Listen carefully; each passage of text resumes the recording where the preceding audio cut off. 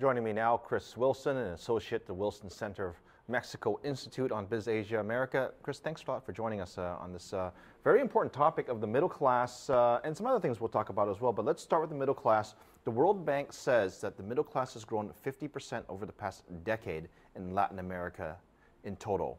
That means there's 150 million middle class spenders, as we like to call them. How significant is that?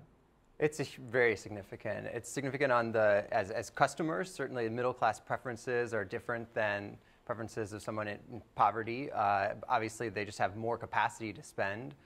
Consumer goods, things like cars, houses. So they're going to buy a lot of stuff. They're going to buy a lot of stuff. And let me define what the middle class means. You correct me if I'm wrong, but it's those individuals earning between 10 and 50 US dollars per day are categorized as the middle class, correct? That's how the World Bank defines it. I think the term actually is used, there are a lot of different definitions that different researchers use, but the way I think about it is it really means that someone is they're earning enough that they're not just getting by. They're not eating everything. They're not spending everything that they earn that same day. They can actually invest in their kids' futures. They can invest in a home. They can invest in a car. I was just going to ask, when you get into that middle class, and let's say you make 50 or 60 or $70 a day, what's the first thing that you potentially, as a consumer, would buy? I mean, you spend a lot of time in Latin America. I think cars are a big one. Cars are a big one. Adding a second floor to your home or expanding your house is a big one.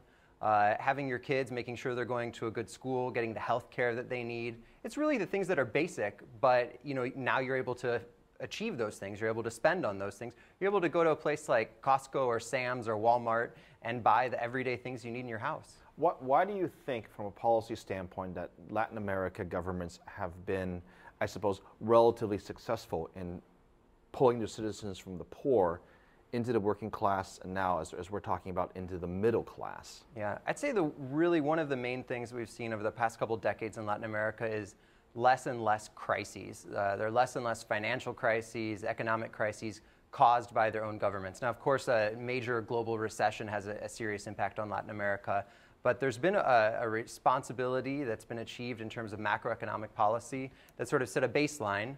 And from that baseline, individuals are working hard and they're saving their money and they're investing it. What country, in your perspective, is the, a couple come to mind, but which countries are the most shining examples of how they're doing it correctly for developing economies? What's really interesting in Latin America, we see sort of two different models of growth. One in South America that's based on commodity exports, food exports. And Chile, for example, is a great example of a success story there. Brazil, to a large extent, even though it's not growing as fast as it was before, is also.